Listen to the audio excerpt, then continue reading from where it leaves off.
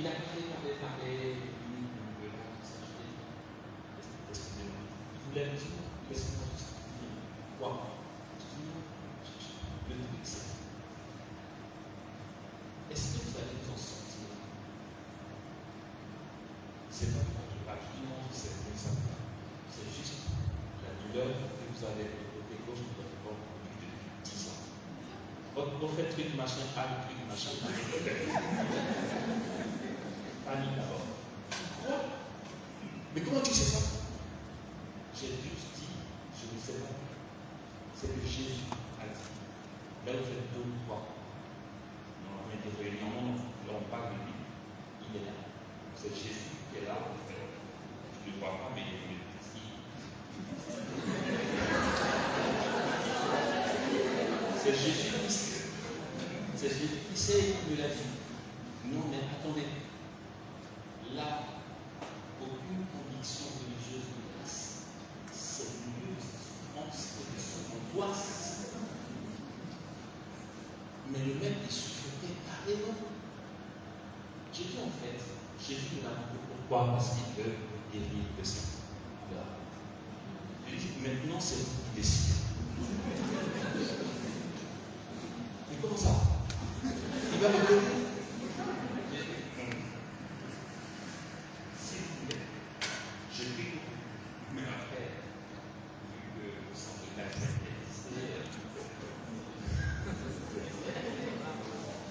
il dit, mais comment on va faire ça? J'ai dit, si vous êtes d'accord, continuez de conduire. Moi, pendant que vous conduisez, je pose ma main sur vous et je demande à Jésus de guérir. Il dit, je suis d'accord. Je dis, ok. Sauf que là, je me suis souvenu que l'apôtre Paul a dit dans sa lettre au Romains, c'est la vie. Tu confesses que Jésus est Seigneur. Et si dans ton cœur, tu crois que Dieu l'a ramené de la mort, alors tu seras sauvé. C'est donc non, mais moi je vais prier pour toi, que je vais faire bien, comme une bonne fille. Je lui ai posé les mains, pendant qu'il conduisait, je lui ai dit, vous allez répéter à moi, vous êtes côté,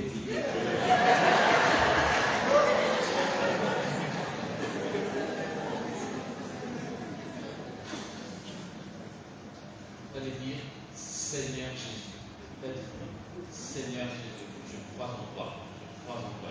Moi j'ai formulé, mais les mots c'était ça. Il a confessé que Jésus est Seigneur. Alléluia.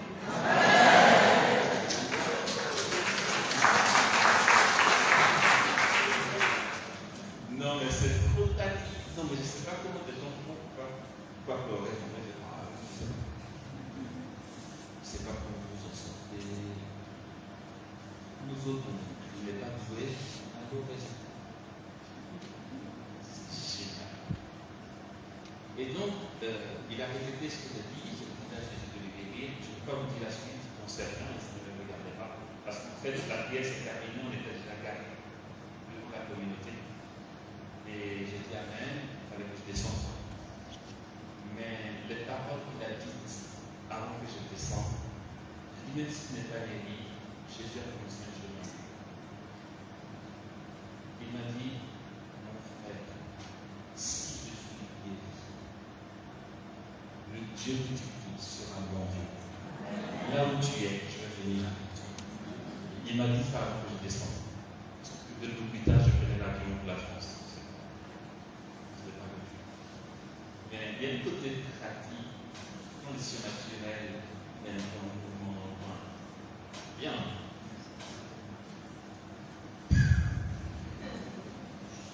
Allez, on va faire la pause. Et puis on revient après. Ça. Ah, c'est quelque chose de tout. Il est quelle heure?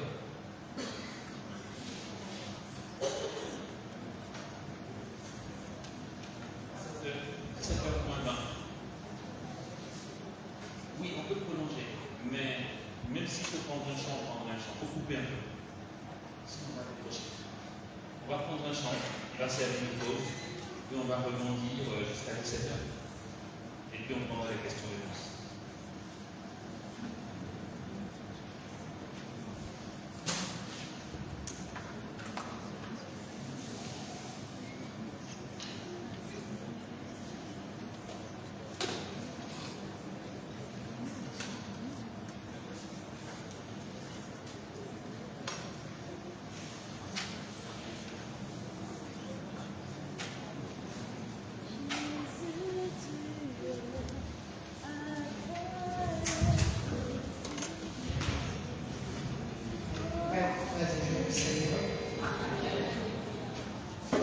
Est-ce qu'il y a quelqu'un qui peut nous aider avec un powerbank?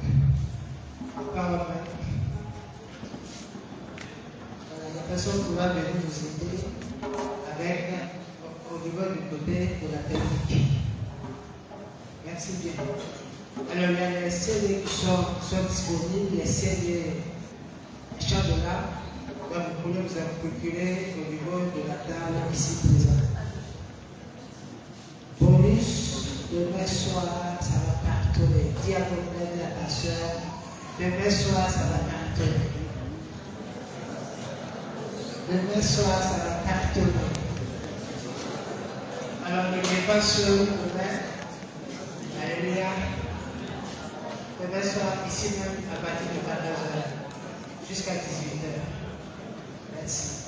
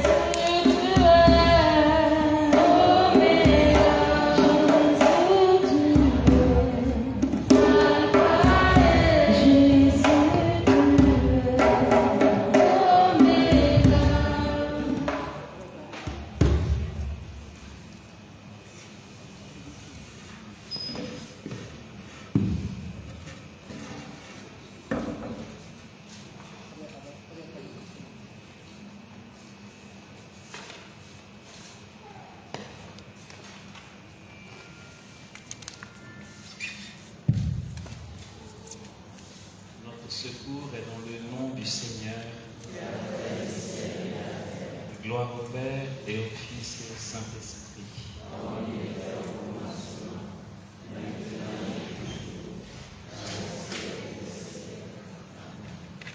De l'Évangile selon Saint Jean, le chapitre 17, à partir du verset 20. Père, je ne prie pas pour eux seulement, mais aussi pour ceux qui, grâce à leur parole, croiront en moi, afin que tous soient un, comme toi, Père, tu es en moi, et moi en toi, qu'eux aussi soient en nous, afin que le monde croie que tu m'as envoyé. Je leur ai donné la gloire que tu m'as donnée pour qu'ils soient un, comme nous sommes un, moi en eux et toi en moi, afin qu'ils soient parfaits dans l'unité et que le monde reconnaisse que tu m'as envoyé et que tu les as aimés comme tu m'as aimé. Père, ce que tu m'as donné, je veux que là où je suis, eux aussi soient avec moi, afin qu'ils contemplent ma gloire que tu m'as donnée avant la fondation du monde. Père juste, le monde ne t'a pas connu, mais moi, je t'ai connu, et ceux-ci ont reconnu que tu m'as envoyé. Je leur ai fait connaître ton nom, et je le leur ferai connaître, pour que l'amour dont tu m'as aimé soit en eux, et moi en eux. Amen. Ok. Il n'y a pas d'autre choix que d'avoir un autre rendez-vous. Dieu seul sait quand. Mais je verrai avec donc l'équipe sur place si toutefois vous êtes d'accord. Après, vous pouvez dire que c'est suffisant. C'est que le parcours d'oraison, cette aventure de la vie d'oraison, nous sommes à mi-chemin, c'est pas fini. D'accord? Si vous pensez que c'est nécessaire, on verra plus tard pour un autre temps d'école de prière. De toute façon, il y en aura. Ok? Pour une suite. Là, pour cette dernière prise de parole, avant les questions-réponses, je souhaiterais nous faire réaliser quelque chose d'important pour notre existence.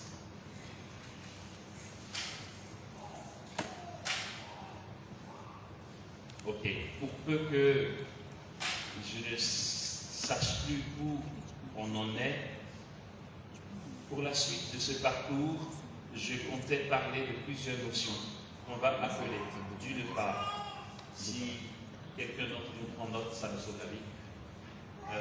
Pour les prochaines fois, on parlera d'une notion que Saint Ignace de Loyola appelle le temps de consolation. Il laisse place au temps de désolation. Très important. Justement, j'ai entendu que Théophile a refait l'annonce. L'album qui est là parle de désolation. Vous allez voir que tous les chants concernent nos souffrances, nos difficultés, mais ceux qui vivent le temps de désolation s'y reconnaîtront justement. Donc la notion de temps de consolation et de temps de désolation, la notion de grâce acquise par rapport à la grâce infuse. Okay? Pour la suite, ce sera ça. Maintenant, je voulais juste finir en nous disant ceci. Le pourquoi de l'aventure dans la quête d'union à Dieu. C'est notre appel ultime. Les pères de l'Église, notamment les pères du IVe siècle, on va appeler les pères cappadociens, ont beaucoup parlé de cette notion de la déification de l'homme. J'espère que vous serez choqués dans ce que je vais dire, comme ça vous allez retenir. Nous sommes tous appelés à devenir Dieu. Je vois que ça ne te choque pas, tant mieux.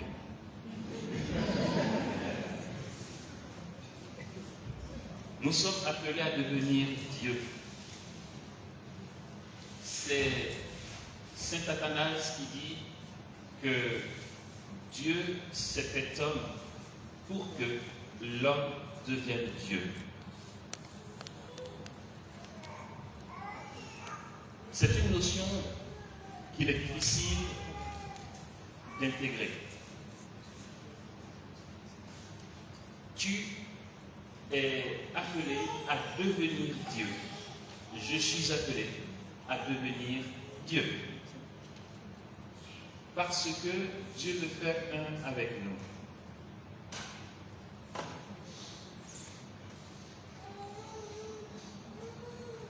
Question ou réflexion? Est-ce que ça veut dire qu'il y aura plusieurs dieux? Logiquement. Logiquement, si nous sommes appelés à devenir Dieu, alors il y aura plusieurs dieux. C'est logique. Heureusement que ce qui est logique n'est pas ce qui est la vérité. La logique n'est pas la vérité. Sinon, tous les philosophes nous auraient remplacé les anges. Les philosophes ont des raisonnements logiques, mais ce n'est pas la vérité. Il n'y aura pas plusieurs dieux. Nous sommes appelés à devenir Dieu. À devenir Dieu de Dieu. À devenir Dieu en Dieu. À devenir Dieu pour Dieu.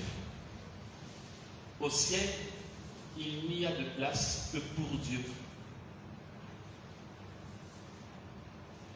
Ephraim nous racontait cette histoire, c'est un apophthète, comme on appelle, des pères du désert, de Rabbi machin truc, je ne sais plus comment il s'appelle, un moine ascétique très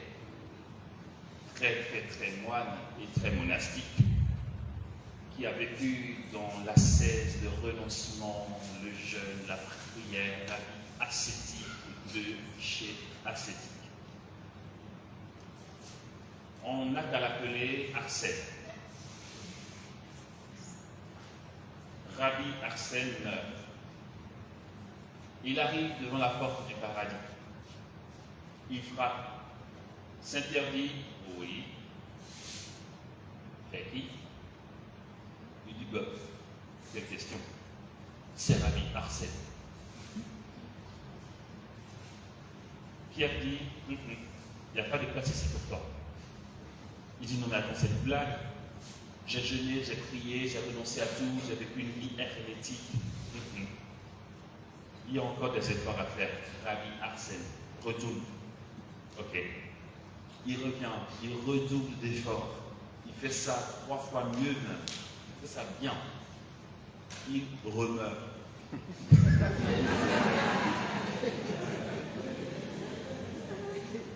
Toc toc.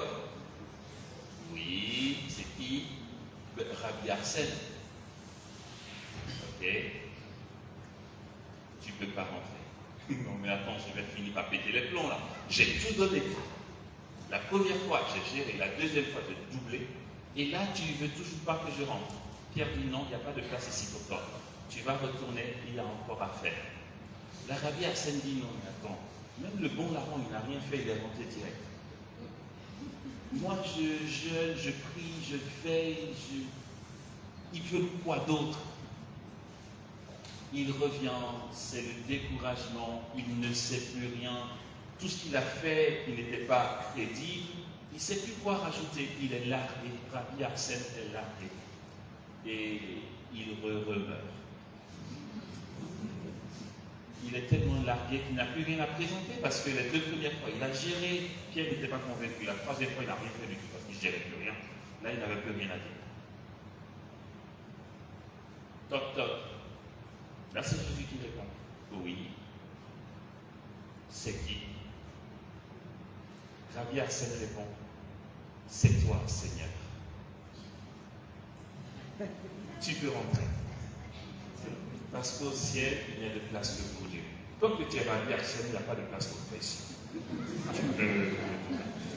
Si tu n'es pas tes ascèses, tes machins, tes trucs, je n'ai pas besoin de ça pour que tu rentres. Tant que tu ne réaliseras pas que tu es appelé à devenir moi de moi, il n'y a pas de place pour Rabbi Arsène. Dieu se suffit. Il n'y a de place au ciel que pour Dieu. Et comme dirait l'autre,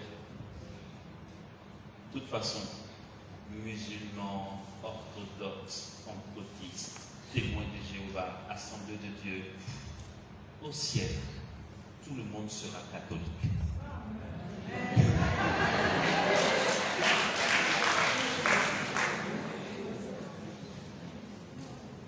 Ok, voici cette notion qu'il nous faut réaliser. Regardez. Dieu s'est fait homme pour que l'homme devienne Dieu. Lorsque nous serons au ciel, pourquoi il y a des places que pour Dieu? C'est qu'en fait, on ne pourra pas dire voici Dieu là-bas. Et voici Arsène là-bas.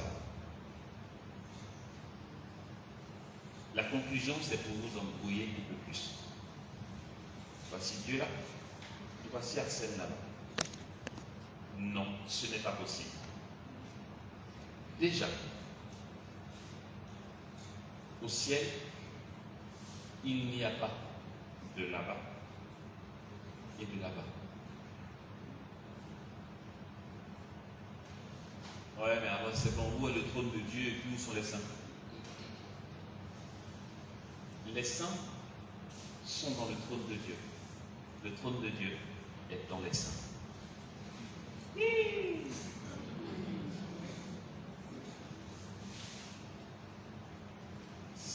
Ça paraît complètement compliqué à comprendre parce que depuis notre naissance, nous ne connaissons que le temps et l'espace. Je suis ici et je vais là. Logiquement, on pense que partout c'est pareil. L'espace et le temps sont des créatures. Si dans l'éternité, il n'y a pas d'espace géographique, alors il ne peut pas y avoir de là-bas et de là-bas. Lorsqu'on m'a dit le Verbe éternel s'est incarné, pour moi, là aussi c'est logique. On l'a cité d'ailleurs. Lui qui était l'égal de Dieu n'a pas retenu jalousement le rang qu'il égalait à Dieu. Il s'est fait homme, il s'est humilié. L'incarnation. Il a pris chair de Marie. On est d'accord? Celui qui est né de Marie est vrai Dieu et vrai homme. On est d'accord? C'est le Verbe éternel. Logiquement, c'est que dans la Trinité, il reste deux personnes en haut. Ou bien? Non? Non, enfin, je ne sais pas comment vous voyez la chose. On dit trois personnes en Dieu. Il y en a un qui a pris chair de Marie qui est resté 33 ans. Donc, logiquement, pendant 33 ans, ils sont restés en deux. Si d'habitude à table, ils étaient trois, ils sont restés deux à table pendant 33 ans. Et là, la théologie m'apprend que le Verbe qui marchait à Jérusalem et faisait les miracles n'a jamais quitté le sein de la Trinité. La Trinité restait intacte. Wow, wow, wow. De quoi parle le texte? Comme diraient les enfants, de quoi ça s'agit?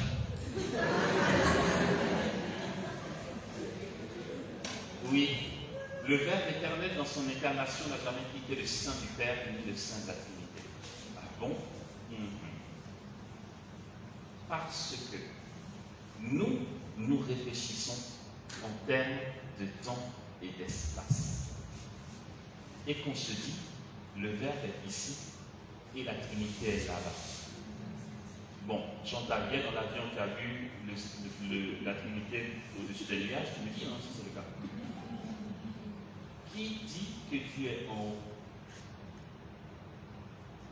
Amos arrête, c'est en haut.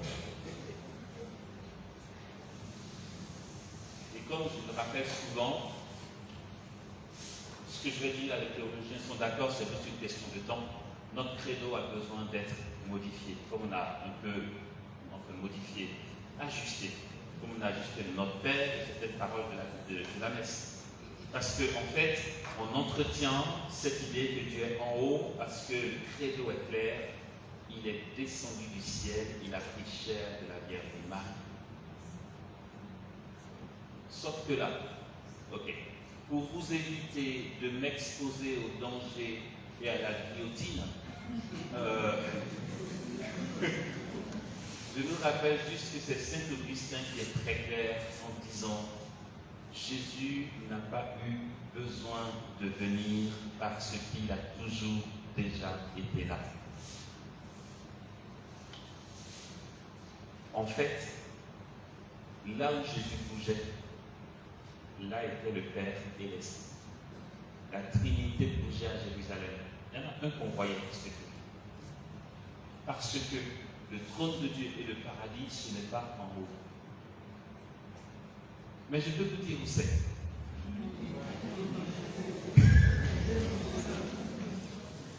Si vous êtes sage, je peux vous dire.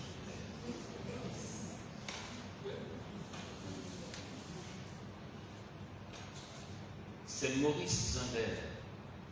Ce mec, c'est un balèze. Maurice Zundel qui dira le seul sanctuaire de la divinité, c'est le cœur de l'homme. Non, mais regardez comment c'est magique. Le paradis est au-dedans de nous, les gars.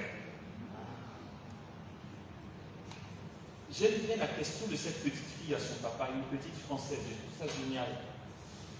Papa, quand je vais mourir, oui, ma fille, on va m'enterrer. Bah oui. Donc mon corps sera dans le tombeau, oui. Et mon âme va aller là-haut. Tout à fait. Mais moi, je vais où?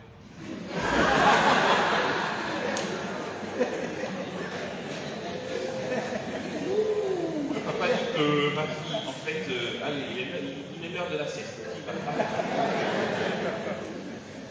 Les enfants ont des questions. Mon âme va là-haut, mon corps est en bas, mais moi, dans tout ça, je suis. Le seul sanctuaire de la divinité, c'est le cœur de l'homme. Le paradis est ici. En fait, dis-toi, chaque fois que tu vas à la messe, tu ne vas pas t'imaginer que le ciel est là-bas. Et puis peut-être que de là-bas, les anges assistent à la messe. Quand on fait la messe, le ciel est ici. Si tu cherches le trône divin, c'est là. Le paradis dont on parle, on dit Sainte Thérèse, son paradis, Jean-Paul II. On se dit, ils sont quelque part là-bas. Ils sont ici. Juste ici. Le ciel est ici. Trouver Dieu, c'est descendre dans cette profondeur. Je vous ai dit, la conclusion, ce sera que vous en trouviez.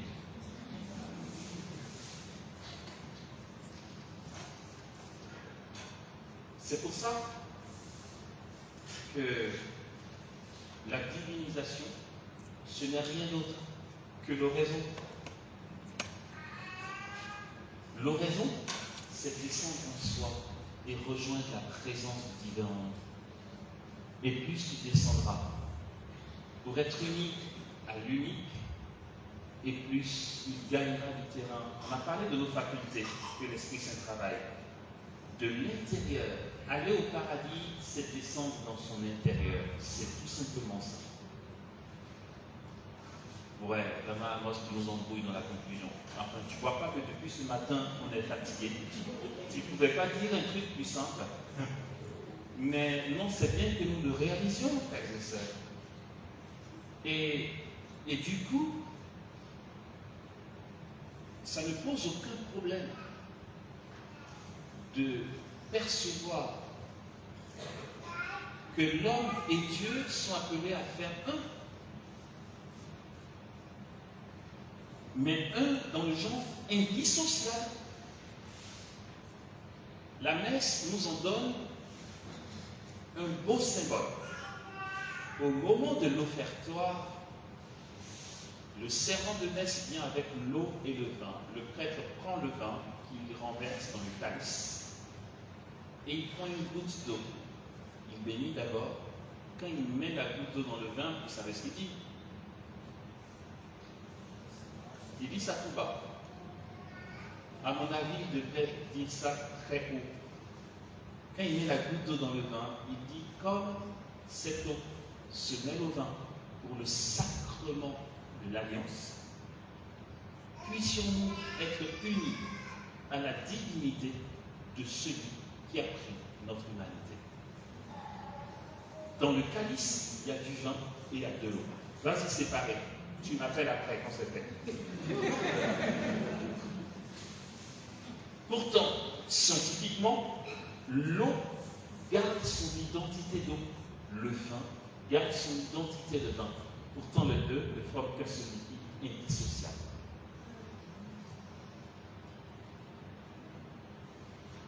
Nous serons unis à Dieu. Ça ne sera pas une fusion. Il n'y a pas de fusion en Dieu. La fusion suppose la négation de soi pour se fondre dans l'autre. Non. C'est pour ça que l'Église est claire aussi en ce qui concerne la Trinité. Dieu, un seul Dieu en trois personnes, indivisibles mais distinctes. C'est très clair. Le Père, ce n'est pas le Fils. Le Fils, ce n'est pas l'Esprit. L'Esprit, ce n'est pas le Père. Mais les trois sont indivisibles et ont la même substance, qui ont un seul Dieu. Trois personnes distinctes, parce qu'elles ne sont pas en fusion, elles sont dans une communion parfaite. Chaque personne de la Trinité gardant son identité. Comment? En fait, du moins, si tu arrives à m'expliquer par quel mystère les trois personnes sont distinctes, gardant chacune leur identité, en ayant en même temps la même substance, un seul Dieu indivisible, alors tu comprendras en quoi je serai Dieu, en gardant mon identité, mais en devenant Dieu de Dieu.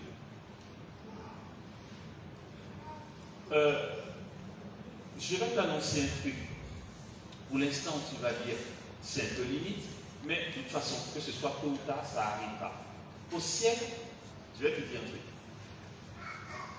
Quand tu vas arriver, de toute façon, j'y serai avant toi, d'accord? Voilà. Quand tu vas arriver, tu vas dire à Pierre, en fait, il est où Jésus? Il va dire là, non, en fait, là, c'est... Ah, c'est Jésus qui est là? Non, je t'ai dit là. Ils sont pareils. Non, ça, c'est Amos. Non, mais c'est pareil. Pierre, non, mais sérieux. Amos, c'est Jésus, c'est qui? Ouais.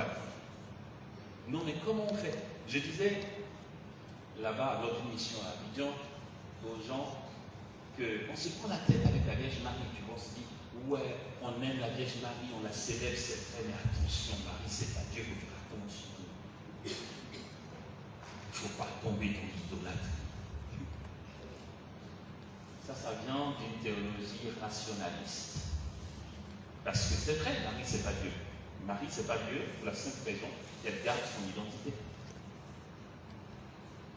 Ouais, mais tu sais, quand c'est une statue de Marie, il faut faire comme ça.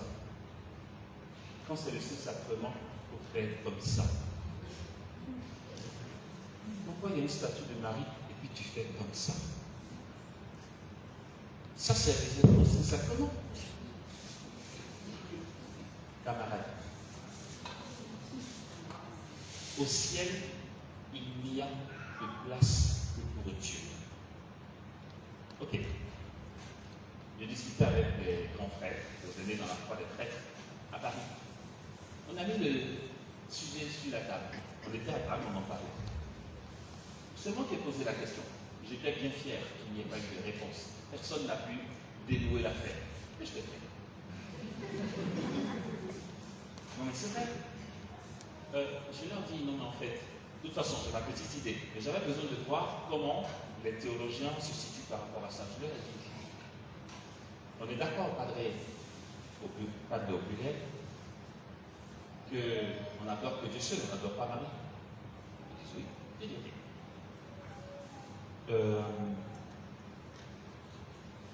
D'accord. Quand je suis comme ça, les yeux fermés devant Jésus, pour l'adorer, et quand je suis comme ça, les yeux fermés devant la statue de Marie, pour la contempler, c'est quoi la différence? Non, mais en fait, Marie, tu la contemples, tu ne l'adores pas. Oui. Quand j'adore le Saint-Sacrement, Comment il connaît sa théologie. Ici, je est content, mais pourtant l'attitude intérieure est la même. Là, il me regarde, c'est vrai, l'autre dit à son confrère, c'est vrai, il a raison. Je ne dis pas d'adorer Marie, mais c'est qu'en fait, vous savez, on se prend la tête pour des choses. Au ciel, ils n'en sont pas là, quoi. Ok. La liturgie dit que quand c'est Jésus, on se met à genoux, on peut même faire la prosternation et tout. Regardez le film des apparitions. Quand Marie apparaît, les voyants tombent à genoux face contre terre. J'ai parlé de Tibéo. Elle est en extase. Elle ne voit pas ce qu'elle fait, ce que les autres voient de l'extérieur. Le ciel vient par Marie et elle saisit au point qu'elle est projetée par terre pour se prosterner. Ce qu'on nous interdit de faire dans la liturgie. Et je ne suis pas en train de critiquer. Je suis juste en train de nous donner un tout autre regard sur la réalité dans le royaume des cieux. D'accord? Dans les apparitions, les voyants ont la même attitude que quand on est devant le Saint-Sacrement. Pourtant, c'est Marie. Ils sont en train de l'adorer, vous croyez? Mais comme c'est une apparition et qu'ils sont en extase, personne ne s'en plaint. Mais en fait, quand le ciel lui-même se manifeste, regardez l'attitude de la personne. Ça ne pose aucun problème. Il n'y a pas de théologie ici pour gueuler. Parce qu'en fait, il y a extase. Ah, d'accord. Ok. Vous savez, je peux voir Marie. Pas devant la statue, parce que la statue, ce n'est pas Marie. On est d'accord? Je peux voir Marie et puis me prostrer carrément. Et les gens vont dire non, mais c'est de l'idolâtrie. On se calme, les gars. Laissez-moi vous expliquer. Le jour où tu me traiteras d'idolâtre parce que je me suis prostré devant le Saint-Sacrement, je comprendrai que tu me traites d'idolâtre parce que je me prostre devant la Vierge Marie. Mais ce n'est pas pareil? Oh, que si. Pourquoi? Quand le Saint-Sacrement est exposé, l'hostie est dans quoi? Un ostensoir? Non? Ok. L'ostensoir a une vitre ou pas? Est-ce que quand je me prosterne, c'est devant la vitre que je me prosterne? Devant l'hostie? Entre l'hostie et moi, il y a une vitre. Mais ça ne me pose aucun problème. La vitre, je ne la vois même pas. Je considère l'hostie. Marie est tellement transparente de Dieu que sa lumière, sa gloire, ses 12 étoiles, son manteau de lumière ne sont pas sa lumière à elle. Marie n'est rien. Marie n'a rien. Et c'est à ça que Dieu nous appelle. Cette désappropriation totale de nous-mêmes pour laisser transparaître Dieu. Et on voit la lumière de Marie, on dit, oh non, non, non, ça c'est la lumière de Marie. On veut la lumière de Jésus. Mais Marie n'a pas de lumière, mon gars. Si elle est lumineuse, c'est que c'est Jésus qui est sa lumière. Et en fait, Marie est plus transparente que la vitre de l'ostensoir. Ah, si je vois Marie que je me prosterne, ce n'est pas de l'idolâtrie, c'est qu'elle est une vitre qui laisse transparaître Dieu comme la vitre de l'ostensoir qui laisse transparaître l'hostie. Marie n'a jamais demandé qu'on l'adore. Je suis sûr que quand elle parle à son fils, elle lui dit, je sais, tu m'as assez comblé, mais baisse un peu la lumière parce que les gens se trouvent. Tu m'as tellement comblé que c'est devenu un souci. Maintenant, les gens me critiquent sur la carte. Baisse un peu la lumière. Et son fils dit, non, je vais mettre même une double part parce que tu es ma mère et que tu fais ma joie depuis toute l'éternité. Et en plus de ça, savons-nous que Jésus apparaît ici, ok? Marie apparaît ici. Le contact que j'aurai avec le divin en touchant Jésus, ok? C'est le même contact que j'aurai avec Marie, avec le divin en touchant Marie. Sans aucune exception, aucune. Pardon, hein? Je touche Marie, je touche Dieu. Je touche Jésus, je touche Dieu. aucune différence. Vous l'avez jamais entendu, ce genre de choses. Dites qu'il y a un petit rigolo, c'est lui qui dit ça. Dites mon nom. Amos, tu es sûr? Non, je vous assure. Parce que Marie, attention, je pèse mes mots, ça va peut-être vous heurter, mais je dis bien, Marie est Dieu. De Dieu. Alors, je ne sais pas comment Marie peut ne pas être Dieu si Irénée de Lyon dit que moi, le misérable, je suis appelé à devenir Dieu. En fait, c'est tout le monde sauf la Sainte Vierge. C'est ça? En fait, quand je dis c'est pareil, en fait, tu vois le divin ici, par Jésus. Tu vois le lien divin ici, par Marie. Qu'il faut que je touche pour toucher Dieu? On te répondra, peu importe. Là ou là, c'est pareil. C'est que ici, c'est Dieu par participation. Ici, c'est Dieu par nature. Ici, c'est Dieu par participation. Marie participe de Dieu.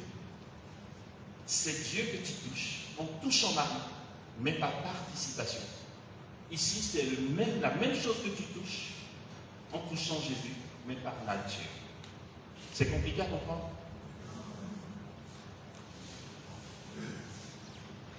J'ai dit que je finirais en nous faisant réaliser ça. Pourquoi?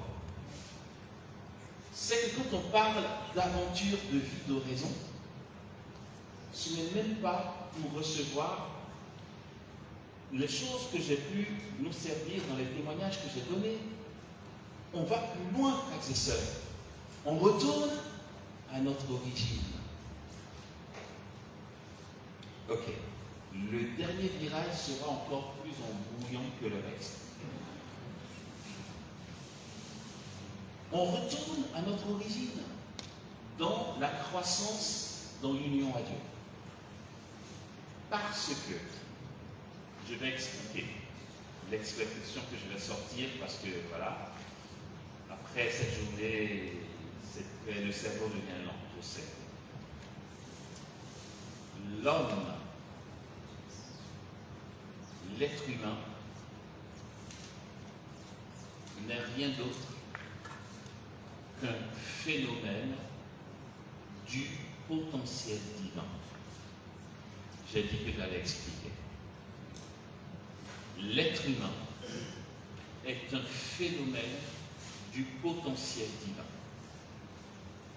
C'est quoi le phénomène? Le phénomène, c'est une réalité cachée qu'on montre. Phanérosis en grec, le phénomène, ça se fait voir. Ok? Jusque-là, ça va ou pas? La fatigue est au rendez-vous. Trop fort. Bon, ça va ou pas? Un phénomène, c'est une réalité, quelque chose qui existe mais qui est caché, qui se fait voir, qu'on fait voir. Ok? L'être humain est donc un phénomène du potentiel divin. Le mot potentiel, potentia en grec, c'est la capacité, la puissance. L'être humain n'est rien d'autre qu'une manifestation de la puissance divine. Mais dit comme ça, ça ne dit pas vraiment la réalité. Quand on dit phénomène du potentiel divin, ça veut dire ce que le divin est capable de faire, c'est fait voir. Autrement dit, vous et moi, d'où croyez-vous que nous sortons?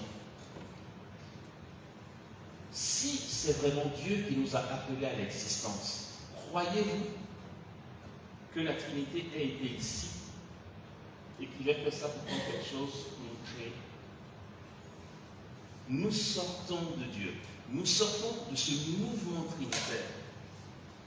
L'amour, ce qui circule au cœur, au sein de la Trinité, est la marque de merveille. Cette célébration au sein de Dieu, cet amour qui circule entre le Père et le Fils et l'Esprit, l'Esprit et le Père, est une boule de merveille. est une manière de parler. Il faut trouver des mots humains. C'est une usine de merveilles et de jaillissements. C'est pourquoi les théologiens diront que nous existions depuis toute éternité. Non, mais ça, il faut que tu retiennes. Si tu ne retiens pas écrit, si je dis nous, tu ne comprends pas bien. T'as qu'à dire, Amos existe depuis toute éternité. Dans la pensée du Père, on disent les théologiens. Tu existes depuis toute éternité dans la pensée du Père. Il n'y a pas un moment où Dieu a dit, ah tiens, et si on faisait des petits êtres qu'on va appeler hommes? Non. Non. De toujours à toujours. Tant que Dieu a été Dieu, or il a été Dieu de toujours à toujours, nous existions. Waouh, c'est beau à découvrir. Et si nous existions au sein de la Trinité, il n'a fait que manifester, phanérosis. Nous sommes un phénomène. Il a fait voir ce qui existait en lui déjà. Et ça donnait quoi? Nous étions déjà en lui. Aussi, arrêtons d'être choqués d'entendre que nous sommes appelés à devenir Dieu. On se discrédite trop. On se disqualifie trop. On se dit non, il y a Dieu et puis il y a nous dans notre misère. Comment tu peux oser dire une chose aussi blasphématoire, de dire qu'on va devenir Dieu? Mais on vient déjà de là. En fait, si ça te choque, c'est que tu penses que nous, on va aller tâcher Dieu dans sa sainteté. On sort de là, on y retourne, c'est tout. C'est pourquoi ça ne pose aucun problème que Jésus soit vrai Dieu et vrai homme. Un seul Dieu en deux natures, enfin, une seule personne en deux natures. Une seule personne en deux natures. Ok, on va pousser un peu plus loin. Ok. Il a pris chair de Marie, nous dit le credo. D'accord? Il a pris chair de Marie. Il est né, il a grandi, il a eu 33 ans, il est mort, il est ressuscité, il est monté à la droite du Père. Mais en fait, jusque-là, nous pensons que le jour de l'ascension, quand le Christ est monté à la droite du Père, quelque part entre le ciel et la terre, il a dit, bon, Père, c'est fini, hein, maintenant j'enlève cette enveloppe humaine. Je suis redevenu moi. Non, depuis qu'il a pris chair de Marie et qu'il est à la droite du Père, il a gardé notre chair. Quand on dit désormais Père, Fils et Saint-Esprit, il y a l'homme dedans. Non, c'est compliqué à comprendre. Parce que Jésus n'a pas rejeté notre enveloppe humaine quelque part en ciel et terre. Dieu a pris notre chair et désormais, quand j'en vois dans l'Apocalypse comme un fils d'homme, qu'est-ce que vous croyez que ça veut dire? Désormais, quand on dit Trinité, on dit humanité. Parce que dans la Trinité, c'est pas comme Spider-Man. Le Verbe est dans la Trinité, il enlève son enveloppe humaine de temps en temps, il pose là-bas. Il est lui comme il a toujours été. Et puis quand il va apparaître, je porte ma tenue de Spider-Man, il vient nous voir. Non. Dans la Trinité, il y a l'humain. Or, les dons et appels sont sans repentance. Jésus a pris notre humanité et désormais, dans la Trinité, il y a l'homme. Dans la personne du Fils. Et si cette chair humaine a été crucifiée à la croix, brisant ainsi toutes les chaînes et toute la dégradation due au péché, cette chair devient désormais, comme disent les pères, capace de Dieu, capable de Dieu. Tu es capable de Dieu. Dieu ne viendra pas et ne dira pas à un moment, bon, je stoppe parce que quand même, c'est pas mon copain, quoi. Je ne vais pas m'unir à sa chair crasseuse. Non, on devient capable de Dieu. C'est pourquoi Yvonne aimée de Malétroit peut traverser le mur. Si Padre Pio biloquet, ça veut dire à deux endroits à la fois. Yvonne Aimée, elle avait l'ubiquité. Ça veut dire que ce n'est pas deux endroits, plusieurs endroits. Elle est à la fois dans sa chambre, en même temps en Allemagne, en même temps en Italie, en même temps à tel endroit, et les gens la voient simultanément partout. Elle était encore vivante. Allez-y lire Mère Yvonne Aimée de Malétroit. En fait, Dieu s'est tellement éclaté dans sa personne que son procès de canonisation n'avance pas. Elle n'est pas sainte. Parce que quand Benoît XVI, il était président de la congrégation pour la doctrine de la foi et qu'il s'est penché sur le dossier d'Yvonne Aimée de Malétroit, les signes, les miracles, les phénomènes extraordinaires et les expériences d'ordre mystique étaient tels qu'il a dit c'est trop. On va mettre de côté pour l'instant. La pauvre, elle n'est pas canonisée parce que les phénomènes sont trop. Elle a à elle seule réuni, d'après le père René Laurentin qui est très critique, elle a à elle seule réuni tous les états de tous les mystiques de l'Église réunis dans sa seule personne. Elle est dans sa chambre, elle porte son voile et puis elle sent un truc bouger un peu comme quand tu as, je ne sais pas, un châle, tu sens qu'il bouge sur ton lit, il y a un truc qui bouge sur son lit, mais c'est quoi qui bouge? Elle regarde, c'est l'enfant Jésus. Il joue avec ses draps. Coucou, petite visite. Elle va et le porte.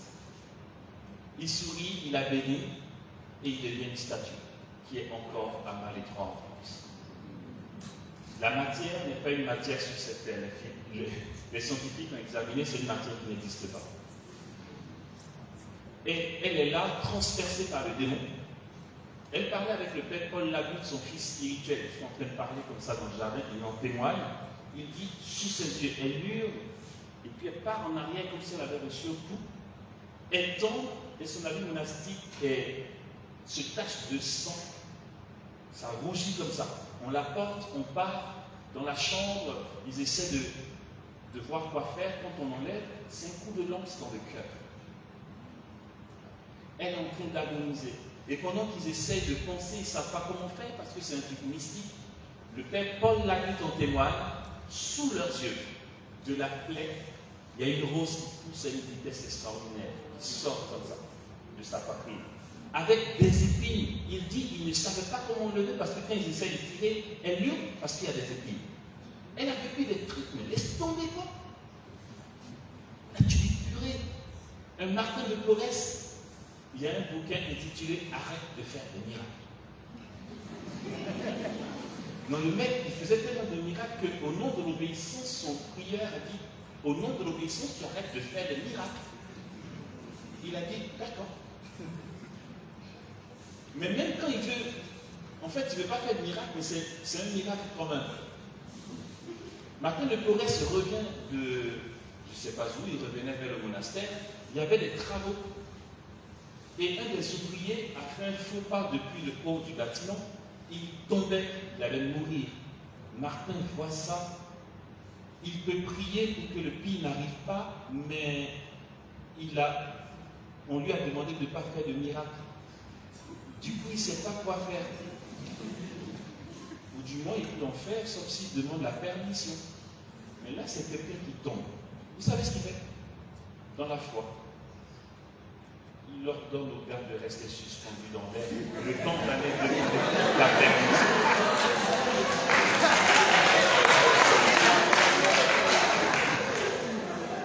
Et puis il revient pour faire le miracle, et c'est déjà le miracle. Quand il arrive, le gars était déjà par terre, mais tout le monde a témoigné qu'il est tombé comme une feuille d'arbre. Et il s'est posé. Non mais Martin de Porres, quoi, c'est un dominicain, un péruvien. Là tu dis, mais Seigneur et moi, il était catholique aussi, bien sûr, ou parce que je ne sais pas. Et c'était le frère que tout le monde marginalisait au monastère. Hein. Je dis, Martin de Porres, c'était le mulâtre métis dans le temps là-bas. Ils étaient des moins que rien, ceux qui avaient notre couleur de peau, et les métis aussi. Donc il était marginalisé, on lui confiait les petites tâches, il ne disait rien, il nettoyait le monastère, en fait les tâches les plus humiliantes, il faisait avec joie. Il aimait tellement les animaux que le monastère était plein de rats. Le prieur a dit, écoutez, on a trop de rats dans le monastère, il va falloir les dégager. Quand les moines rentrent dans leur chambre, Martin de Porres va dans la cuisine, il convoque les rats.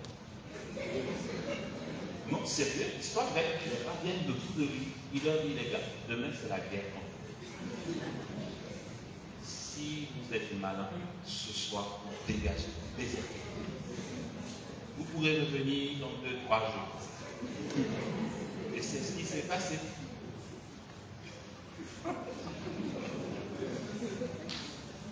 Il y a un frère qui lui dit, écoute, pour voir à quoi ça ressemble, hein, comment on le traitait. Et frère Martin, j'ai la chambre qui est sale, la nettoie-moi ça. Ils sont moines pareils. Hein. Martin dit, ok, sans problème. Quelques minutes passent, le frère en question arrive vers le balcon du monastère, il voit Martin de Porres devant le monastère en train de distribuer la nourriture aux pauvres. Il est furax. Il va voir le prieur et dit non mais attends, il est désolé, il n'a pas. Je lui ai demandé de faire ma chambre, il n'a pas obéi, il regarde et distribue le pain aux pauvres. Le prieur a dit peut-être qu'il a fini. Non, il ne peut pas avoir fini, je viens à peine de lui dire, il y a à peine 10 minutes. Le prieur dit mais vérifie, peut-être qu'il a fait ou qu'il a commencé. Le gars va, il ouvre la porte. Martin dit, je peux faire quelque chose pour toi. Martin est en train de balayer sa chambre. Il retourne au balcon, Martin est en train de distribuer le pain aux pauvres. Wow. Mais écoutez, c'est la tradition de l'Église. Et puis, bon, je ne veux pas être mauvaise langue, c'est pas ça, mais c'est qu'il ne faut pas qu'on se laisse tromper. Je veux dire, quand on nous fait croire, inconsciemment, bien sûr, c'est la faute de personne, parfois on est juste maladroit ou on est mal informé, quand on nous fait croire que tous nos efforts de chrétiens, c'est pour notre prospérité, que l'année 2023 sera notre année. C'est quoi ces miettes, les gars?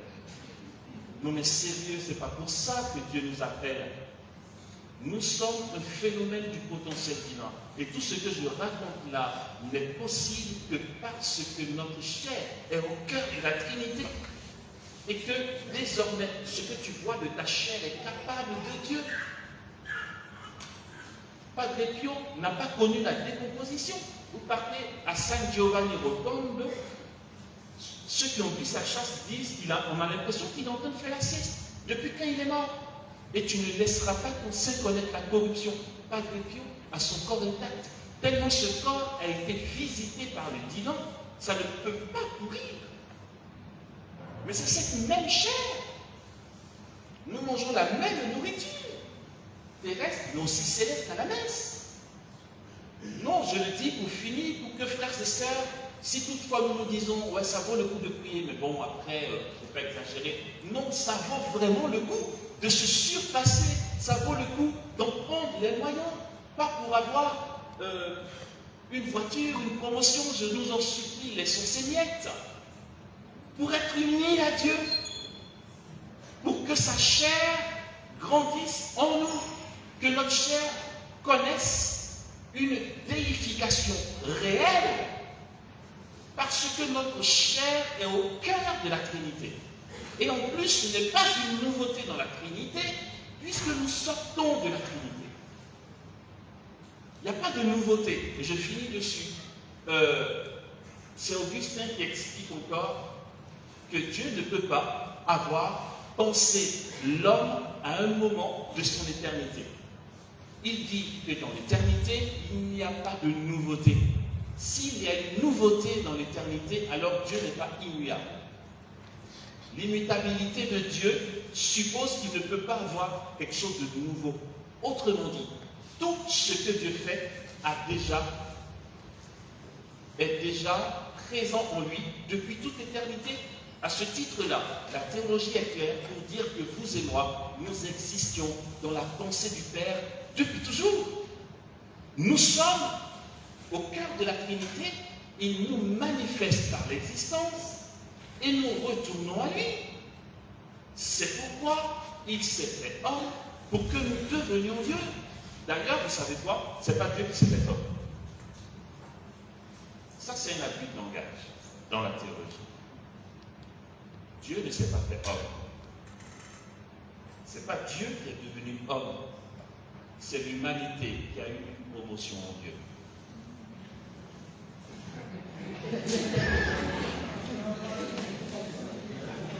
Mais parce que Dieu ne change pas. Parce que Dieu ne change pas. Alors, frères et sœurs, en fait, pour ma part, je sais que je me dois de travailler. De même, hein, je suis dans la société, je suis laïc, je suis artiste peintre, je me bats comme je peux pour livrer des commandes que je ne livre jamais, c'est vrai. Mais combien j'aimerais, je ne sais pas par quelle magie Dieu va provoquer ça, combien j'aimerais être libre de tout ça. En fait, mon rêve, pardon, hein, c'est de ne même plus venir au Burkina. Je vais être caché quelque part dans une grotte, il y a Jésus devant moi, et je l'adore jusqu'à ce que mort s'ensuit. J'en ai trop faim, mais je ne peux pas. Parce que Joseph a travaillé de ses mains et même Jésus a été charpentier. Alors il me dit, Amos, c'est pas toi qui va... Nous tous, on a galéré, on a livré. Non, mais ça me console. Ça me console parce que quand je pense que Jésus a eu des commandes qu'il a dû livrer, franchement, ça me console. Parce que l'illustration, c'est prise de tête. Liste de commandes, Joseph n'est plus là, il prend la succession de l'atelier, il a la commande de monsieur à côté, la femme de là-bas est tabourée, et Jésus fait la liste, il coupe le bois ici. Du coup, quand je vois ça, je n'ose même pas lui dire ce que je veux lui dire là, tu vois. Mais combien j'aimerais être là dans un coin, tellement c'est l'essentiel, c'est le seul essentiel de notre vie. Il n'y a que ça de vrai. La seule chose qui soit vraie, sans mensonge, ni mirage, ni complexité, c'est la présence de Dieu. Le seul endroit où nous sommes sûrs d'être au meilleur endroit sur cette terre, c'est quand on est dans la présence de Dieu, l'adoration. Et puis quand on part de là, ne nous disons pas c'est fini. Il faut que notre adoration se valide dans les actes concrets que nous posons. Dans l'accomplissement du devoir d'État, l'attention à l'autre, la charité. Ne nous disons pas que l'adoration est finie. Et si notre vie, toute notre vie, autant les heures d'adoration formelle que notre action dans le monde, que tout soit union à Dieu. Je finis sur ceci. Non, vraiment, sérieux.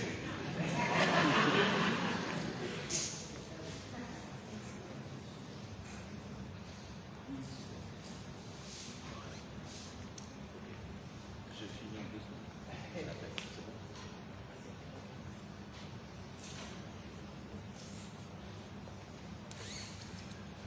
Alors, bon, voilà. Le Père est là. Il va prendre la parole. Je conclus en 2 mots. Comme ça, après le Père, vous aurez la latitude de nous enseigner davantage. Non? D'accord. Venez, Père.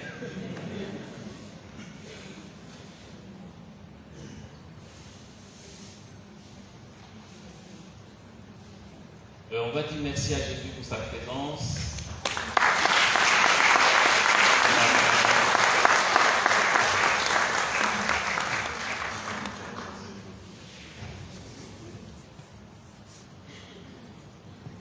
Bonsoir à tous. Donc, je m'excuse, je devais être là ce matin pour l'ouverture, mais je n'ai pas pu parce que j'avais des cours de préparation de mariage. Et vous savez que le samedi, pour nous les prêtres, surtout pour un curé, c'est difficile. Donc, j'ai arrêté les confessions aussi pour venir parce que quand même c'est important.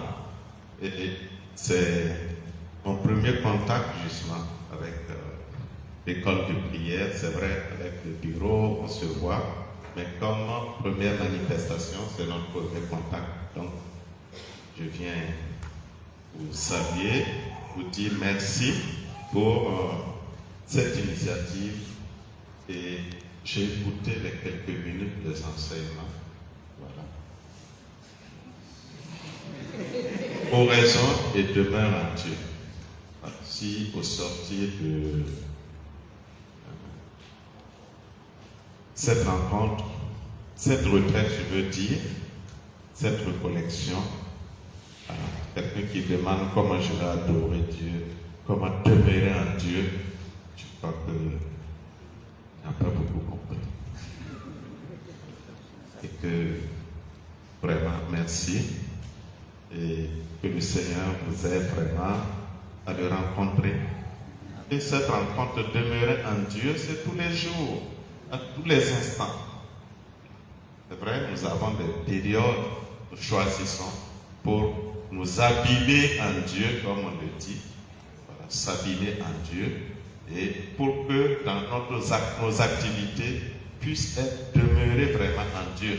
Et comme il a dit tout à l'heure, en parlant de Joseph, de Jésus, nous avons l'impression que nous idéalisons trop Joseph, nous idéalisons trop Jésus, si bien que parfois nous les considérons loin de nous, alors qu'ils étaient des hommes, comme Marie aussi, c'était des hommes que Dieu a rencontrés, et comme ils ont compris que le plan de Dieu, ils sont entrés dans ce plan de Dieu. Je parle de Joseph, de Marie, Jésus, c'est déjà Dieu, mais et en tant qu'homme aussi, voilà, il a assumé.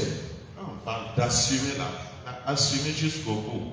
Et souvent, nous chrétiens, nous pensons, nous occultons cet aspect humain, le travail. Il a dit quelque chose d'important. Jésus a continué l'œuvre de son père.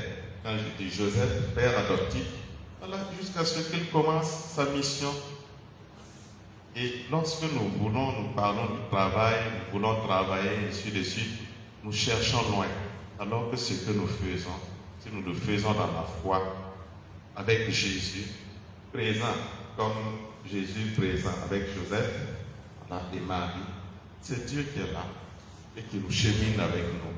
Je crois que c'est un peu ce que les quelques minutes que j'ai pu écouter, voilà, c'est pour renchérir là-dessus, pour que nous puissions demeurer chaque jour en Dieu. On voit souvent des gens en circulation qui récitent des chapelets. On voit des gens en circulation. C'est déjà une bonne chose parce que les gens font une dichotomie entre notre vie professionnelle, ce que nous faisons, et lorsqu'on quitte cela, on vient à l'église, c'est comme si on est une autre personne. Alors que c'est la même personne continue. C'est Dieu qui m'accompagne toujours dans tout ce que nous verrons que si nous entrons justement dans cette adoration perpétuelle, nous verrons que ce que nous faisons va prospérer malgré les difficultés. Je dis toujours, nous chrétiens, c'est les épreuves qui vérifient la qualité de notre foi et aussi nous aident à approfondir notre foi. Vous voyez la première communauté chrétienne. Donc, quand les pierres ont commencé à évangéliser, les gens se sont convertis, ils ont commencé à s'asseoir. Et les problèmes ont commencé. Les jalousies. Quand ceux qui ont participé à la messe ont vu comment ils ont pu créer les diacres. C'est parce que dans la distribution de la nourriture, ainsi de suite, ça a commencé. C'était concret comme nous ici. Là où il y a à manger, on commence à distribuer, d'autres qui sont lésés, ainsi de suite. C'est là que les apôtres, avec l'Esprit, sont dit, bon, nous allons instituer des diacres pour justement s'occuper de cela, afin que eux, ils puissent continuer à annoncer l'évangile. Et l'Église a commencé comme ça. Dès qu'a commencé la persécution, c'est là que l'Église s'est répandue. Les gens auraient pu se cacher et puis être là seulement à prier, mais là où ils sont, ils annoncent. Les épreuves aussi doivent nous amener à sortir de nos coquilles, voilà, tout en étant avec Dieu pour évangéliser, pour semer la joie pour semer l'amour là où nous sommes.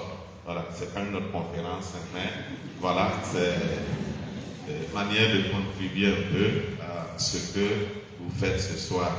Donc, courage à vous, que l'Esprit Saint vous assiste et vous aide, nous aide tous à être des vrais adorateurs de Dieu, notre Père, et que le bon pasteur vous guide et vous éclaire.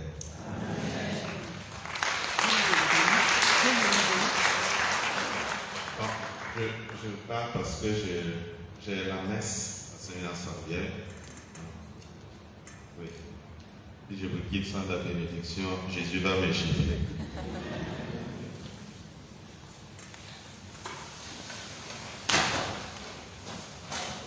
Notre secours est dans le nom du Seigneur. Qui a fait le ciel et la terre. Le Seigneur soit avec vous. Et avec votre esprit. Dieu notre Père, voici tes enfants réunis depuis ce matin à ton école. Merci pour tous les dons reçus. Merci pour ton Esprit Saint qui a été toujours là. Merci de les accompagner toujours afin que, comme des apôtres, ils puissent répandre la joie de ta résurrection là où ils seront, dans leur famille, dans leur milieu de vie. Et maintenant, telle répand ta bénédiction sur tes enfants, sur leur projet de vie, sur leurs familles respectives. Telle répand ta bénédiction sur notre pays, sur tous les pays en guerre, et que triomphe ta gloire. Au nom du Père, du Fils et du Saint-Esprit. Amen. Demeurez dans la paix et dans l'amour du Christ. Je vous laisse continuer.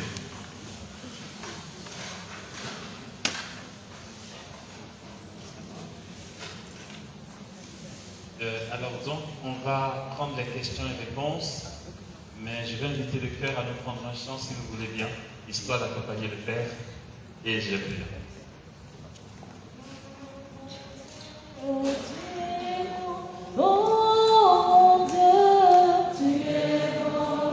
Oh mon Dieu, tu es bon.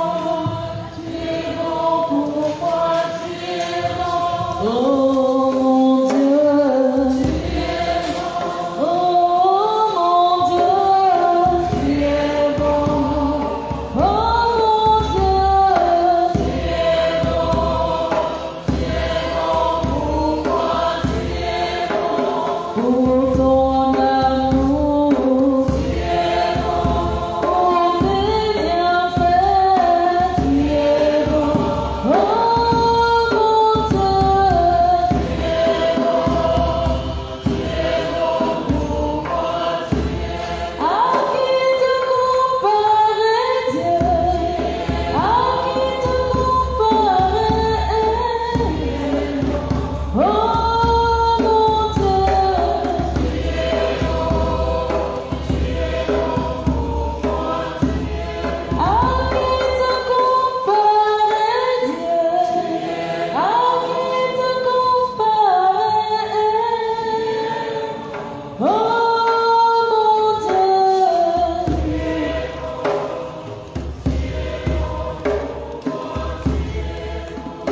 oh Jésus, oh mon Dieu, oh mon Dieu, tu es bon pour moi, tu es bon, tu es bon, tu es bon, tu es bon. Tu es bon, tu es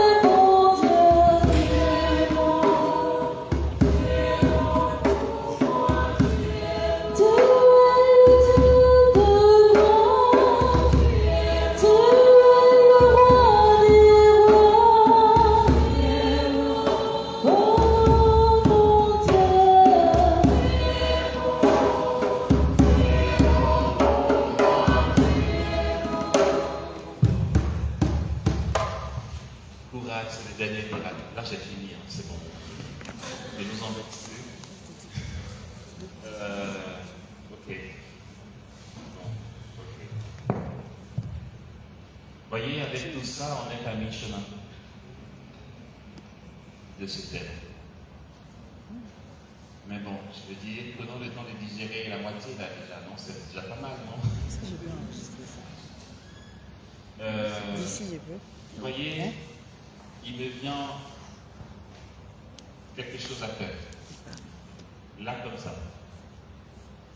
Je vous en parle, mais très librement.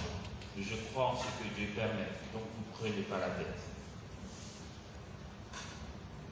Bon, je vois que tous les membres de l'EDP n'en peuvent pas tous à quelque chose près, ils sont avec le mouillé. Mais c'est pas grave, il y a quand même Mylène, il y a Grâce et tout. En fait, je veux dire, pour ceux qui pourraient, d'accord? Les équipes d'école de prière, c'est des journées comme ça. Mais on essaye aussi de disposer des espaces pour passer de la théorie à la pratique, d'accord? Ce que j'avais à cœur de vous proposer, ce serait que nous, là, qui sommes là, bien sûr, quand je dis non, nous ne faisons pas de suivisme, on est bien d'accord. Celui qui sait qu'il sent qu'il ne veut pas, ou ne le fasse pas. Après, on peut aussi on peut vouloir et ne pas pouvoir. Donc, il y a toutes ces complexités-là. Mais supposons qu'on se retrouve, nous, ici, disons une fois par mois, le seul programme, on vient s'asseoir à 8 heures, comme ça. Jésus est là. Et on part d'ici à 18 heures, une fois par mois. Ce serait génial. Je ne sais pas si oui, on aura le temps de parler du baptême, je vais voir Dieu. Ouais. Vous en pensez quoi? Après, ne faisons pas de suivisme, mais qui pense que ça pourrait être une bonne idée? Et je serais partant pour ça. Une fois par mois, venir gaspiller du temps devant Jésus. Levez bien haut, s'il vous plaît, que je vois. Ah, c'est bien. Il y a du monde. Bon, vous entendez, hein, Elvis, tu vois. Une fois par mois, on va voir, organiser avec Elvis, vous aurez les infos, et puis n'oubliez pas de laisser vos contacts à la sortie à Déborah ou à Bénédicte qui est là, enfin à la personne qui est là, pour qu'on vous informe de ce qu'on va faire. Et, frères et sœurs, on n'a pas grand-chose à vous offrir. En fait, on n'a rien d'autre à vous donner. Mais ce peu qu'on a pour vous, je pense qu'il dépasse tout ce qu'on pourrait donner à son frère. On veut juste pouvoir se donner Dieu mutuellement. On ne va pas, enfin, je veux dire, je ne sais pas comment dire, on n'a rien. École de prière, on n'a rien de plus original, on n'a rien d'original à vous offrir. Après cette journée, tout ce qu'on a dit, vous comprendrez que ce qu'on vous propose de plus simple, mais aussi de plus puissant et de plus essentiel, c'est de venir. Et Jésus est là. Nous sommes assis. À 18 heures, on rentre chez nous. Quand ça va se faire, peut-être qu'il aura le cœur, mais ne comptez pas trop dessus. Peut-être que le cœur prendra un chant toutes les 4 heures. Mais parce qu'il faut qu'on soit confronté à ce qu'on a dit là. Pourquoi on veut meubler le temps? Enfin, tu es avec Dieu dans le silence et tu veux aide-moi à le supporter par un chant. Enfin, je ne sais pas. Hein? Ouais, mais tu sais, avance dans cette adoration silencieuse, les gens ont du mal, c'est trop dur. Pourquoi être dur au fait? Enfin, on peut m'expliquer là. Qui veut me définir le côté dur là, d'être avec Dieu en silence? Parce que je ne vois pas le truc. Et puis, attends, j'espère que tu auras assez honte pour me dire, ah moi, c'est une question d'impatience. Donc, dis-moi ce qui est dur. si personne n'a assez honte pour dire « ouais, c'est parce que je m'ennuie », qu'il ose prendre la parole. Dites-moi ce qui est dur. On va mourir, on va tomber malade. Oui, parce que quand on n'a pas de musique, en fait, entendons, hein, c'est ce que ça veut dire inconsciemment. S'il n'y a pas de musique pour flatter un peu notre ego, on ne peut pas rester.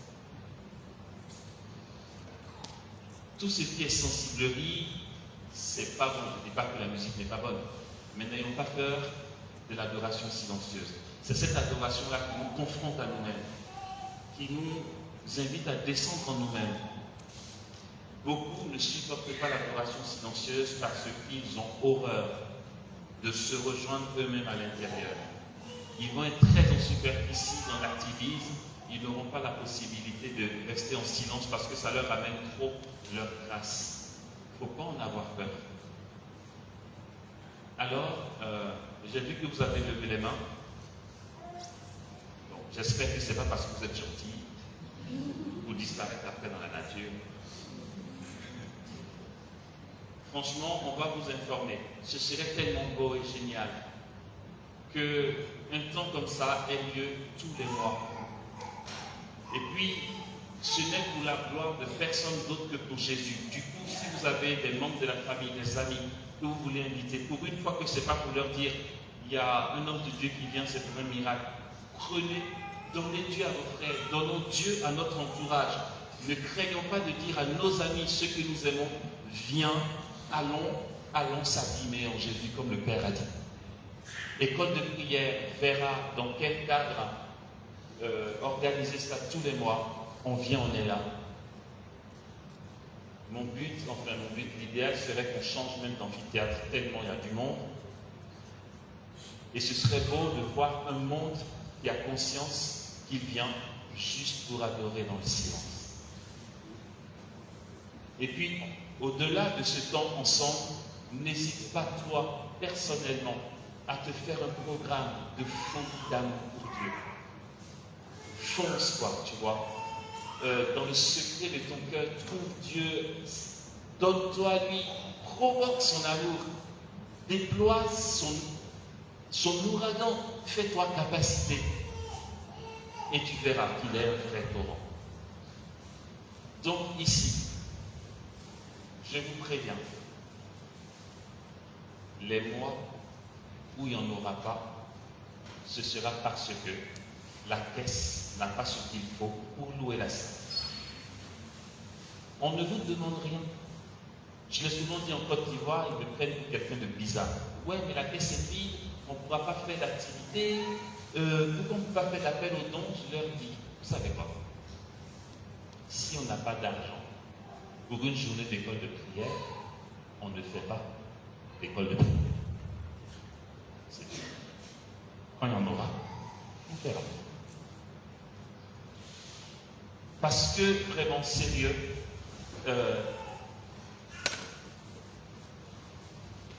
faut arrêter de faire croire que Dieu est accessible, est plus accessible à ceux qui ont les moyens. La notion de gratuité, j'aimerais tellement la creuser. Donc, on ne vous dira pas, donnez telle participation pour venir prier.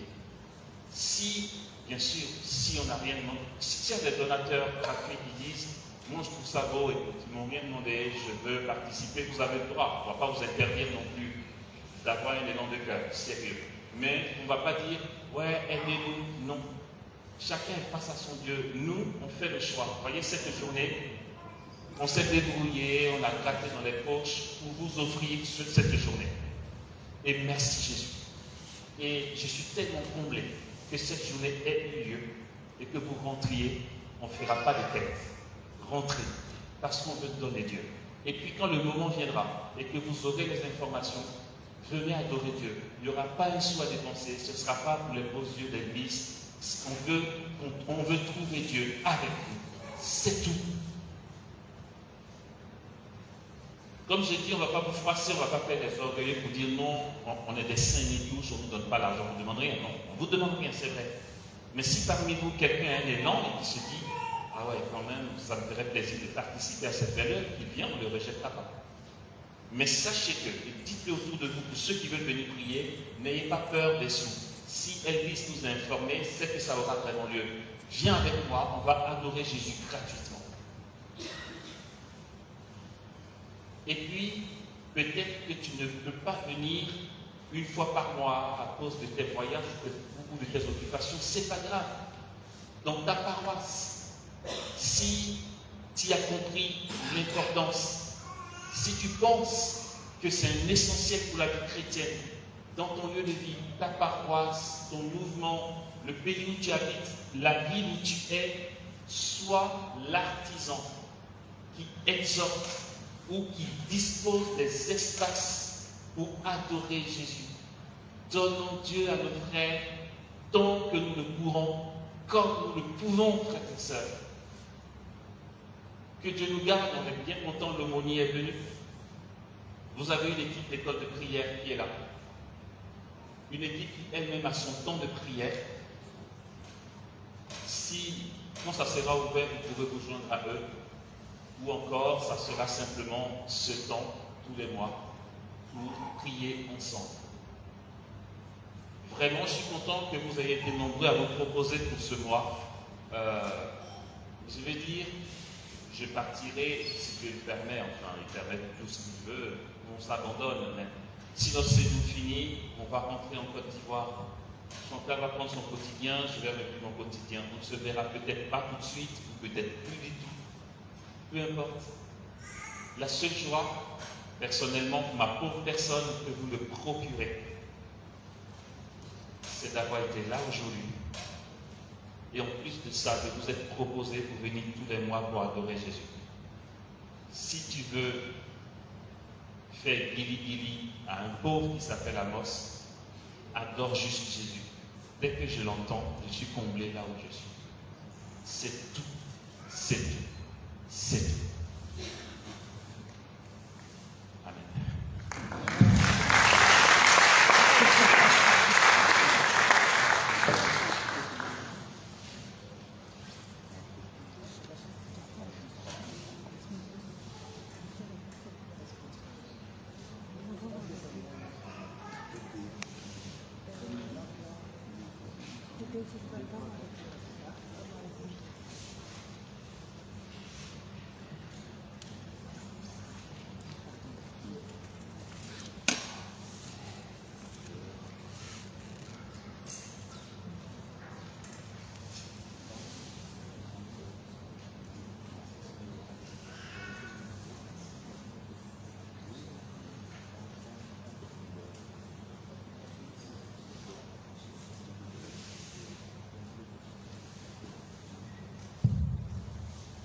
C'est ma faute. J'ai été tellement bavard qu'on n'a plus le temps pour les questions. On libère la salle. Donc j'ai vu avec Théophile, on prendra une seule question. Je suis vraiment désolé. Je suis désolé. Pardon. Et à la rigueur, si vraiment vous avez une question super importante, vous me dites, oh c'est dommage, je voulais poser cette question, n'hésitez pas à laisser votre question à un membre de l'équipe. Ok? En laissant votre contact. Je vous répondrai en audio et ça va vous parler. Ok? Au pire, on fera ça. D'accord? On va prendre juste une question.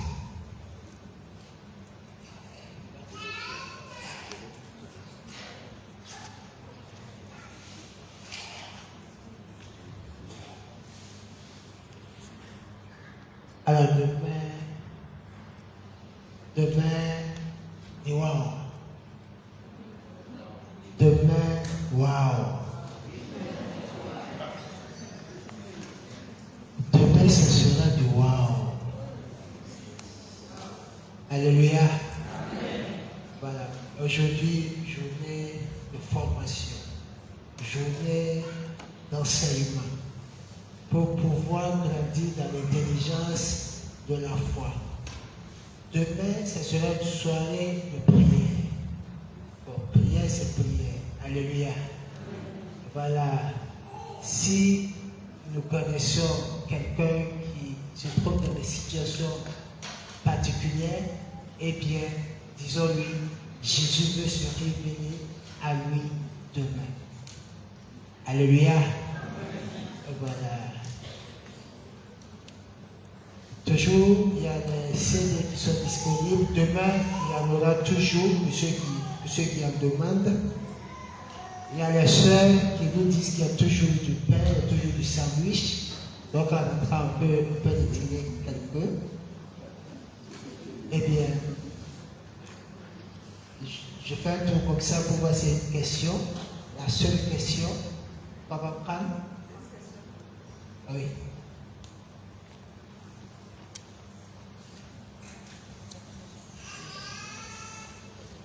Bonsoir à tous. Bonsoir frère Amos Divi.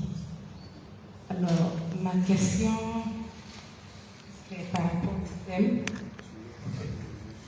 et dans le développement du point central, le cœur de l'oraison. Vous avez invité dans un premier temps à imaginer Dieu comme on le voudrait. Alors, moi je me pose la question de savoir, parce que l'oraison, ce que j'ai compris, c'est un rapport de cœur à cœur avec Dieu. Quelqu'un qui a un problème par rapport à l'amour, prends quelqu'un qui n'a pas connu d'amour paternel, ou bien quelqu'un en tout cas qui a des problèmes relationnels. Donc pour lui, quand on parle amour, la personne voit tout de suite douleur, frustration, blessure. Comment cette personne peut se transporter, imaginer quelque chose avec laquelle il a un problème? Puisque vous dites, l'imagination, c'est quelque chose qui est déjà en nous.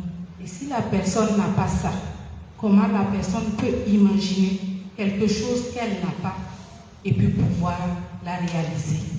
Je vous remercie.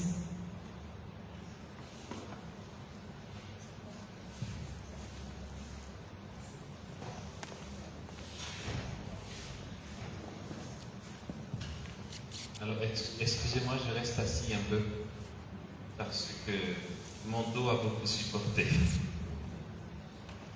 Merci. La question est très belle. Merci de l'avoir posée.